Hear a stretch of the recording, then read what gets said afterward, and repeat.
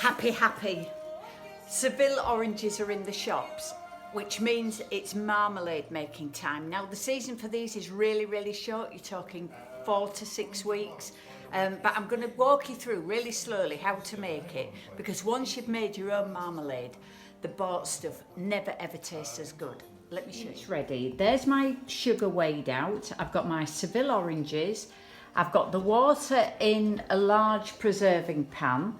I've actually got here a juicer attachment with my mixer, but if you haven't got one of those, don't worry, you can use an ordinary juicer, do it by hand. A piece of muslin, if you can't get hold of one, I use often, because it's quite easy, a double thickness, clean, brand new dishcloth. And what I'll do is I'll just open up one end of it, fill with all the pith and pips that we'll be using, and then tie it up with a piece of string. But I'll be showing you that later on. Here's my juicing attachment, and I'm cutting each orange in half, and then just extracting as much juice as I can.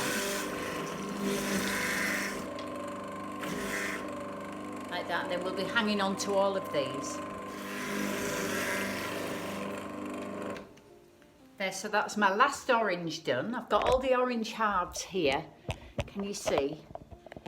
And what I'll be doing, I'll be saving all those pips that I've saved in the juicer, and I'm going to be scraping all the pith and pips out of these skins and putting them all in this piece of dishcloth. Right, let's go. Cut open one end of this dishcloth, and I'll open that out because I'm going to put all the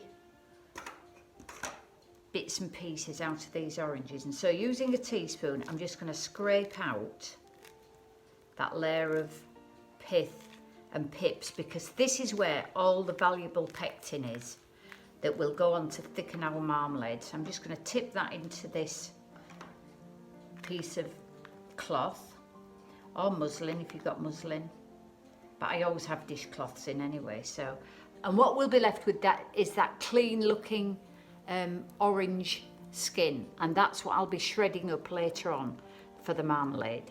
So, but in the first instance, I've got to carry on scraping out this pith. It's easy to do, just using a teaspoon into there. I've got my pith and pips in there.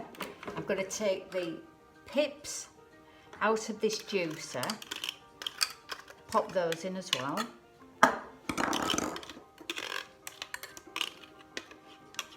Like that. Juice from the oranges and the lemon then goes into that water. Now I'm going to start slicing the orange rind, which obviously gives marmalade its gorgeous texture and flavour. Now, put them in a machine to slice if you like. I personally like to get the radio on, get some music on and do them by hand, because a machine it tends to chop them into pieces and not nice slices. So I like to do this by hand. And then when you've done a few like this, simply tip them into your pan of juicy water. And if you think to yourself, oh, that looks a thick piece, look at all the white pith on there. Don't worry, because this has to bubble down for about an hour and a half to 2 hours, and all that pith will disappear. You'll just be left with the orange shred. So don't worry that you're thinking, oh, that looks a bit thick. It'll be absolutely fine.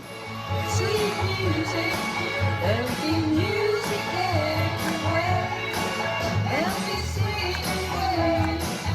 Get those little buds, cut those out, and pop it into your bag with all your pips and pith. And I include a lemon amongst these oranges, because lemons naturally contain lots and lots of pectin, which will help to set this marmalade. And then once I've got all these rinds chopped up, here's my bag of goodies. What I'm going to do with this is just tie string in the top to seal it, tie a knot in it like that, because this will be used a lot later on. And what I'm going to do with this is, here's my pan full of orange strips. Give that a stir around and then drop that bag in there, submerge it, and so that I can retrieve it later, I'm just going to tie it onto the pan handle here, because this is going to boil away whilst these strips of brie will tenderise. I'm just going to tie a bow in it so that I can easily release it later on. So my pan of water, juice, orange rinds and the pith and the pips in a bag there submerged under the water will now be brought to a boil, and it'll be left to simmer for 2 whole hours. Yep, 2 hours. Fast boil going on now. I'm going to turn it down to a steady simmer, and it will sit like that for 2 hours. So here's our marmalade. This has been simmering now for 2 hours, and these rinds are nice and soft. And what I've got to do now is remove this bag that's got the pith and the pips in it. I'm going to need gloves, and I'm going to transfer it to a plate, and then I'm going to add the warmed up sugar. I've got my jars there. They're going to go into an oven ready to warm up, because we can't put hot marmalade into cold jars because they'll crack. Really hot bag of pips. I'm going to transfer that onto a cold plate. Just leave it to cool down for a few minutes, and then into here I'm going to add my warmed up sugar. There we are, sugar in. I'm still on a low light here. I'm just going to stir this through until I can feel that the grittiness at the bottom of the pan has disappeared. It still feels a little bit gritty, but by warming up the sugar first, then it doesn't cool this down too much. Yeah, the grittiness is going away already. I can feel that sugar's melted.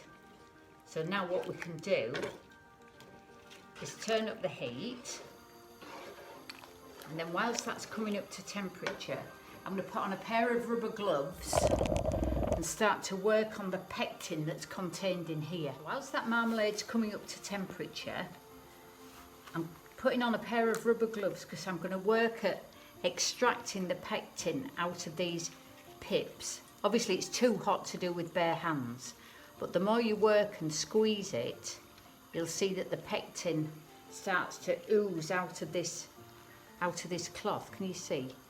It's sort of gloopy and gorgeous.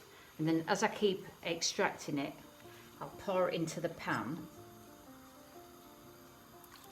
along with everything else. 20 minutes. It's got to bubble like this for 20 minutes. This has had 20 minutes, but before I turn the heat off, can you see how big the bubbles are now? And the boil is much more, I don't know how to describe it. It's not fast and furious. It's sort of much slower, and the bubbles are much bigger because it's reducing down. So I'm going to turn the gas off, and then I'm going to get a spoonful of this marmalade, pop it onto this plate that's been in the freezer, by the way. Cold. I'm going to push it from one end with my finger to see if it sets, and can you see it's just wrinkling up? But I'm going to leave it another 10 minutes because I want it just a little bit thicker than that. But can you see how it's starting to set? So I've done another 10 minutes, turned off the heat, and then I'll take a spoonful out again like I did last time, pop it onto this plate that's been in the freezer, pop that into the fridge to go completely cold, and then we'll see if it wrinkles up. Sample. This has cooled off in the fridge, and when I push it with my finger, can you see how it wrinkles up? So that's just right. My pan of marmalade. Now then, don't be tempted to put it straight into jars. I'm just going to leave it here for 20 minutes, and it'll thicken up, and then we'll transfer it to the jars, and then the peel stays evenly distributed in the jar. I've had so many jars over the years that when I looked, all the peels floated to the top because I put it in the jars too early, or it wasn't thick enough to start with. So I'm just going to leave that now 20 minutes, and then I'll pop it into my warmed glass jars.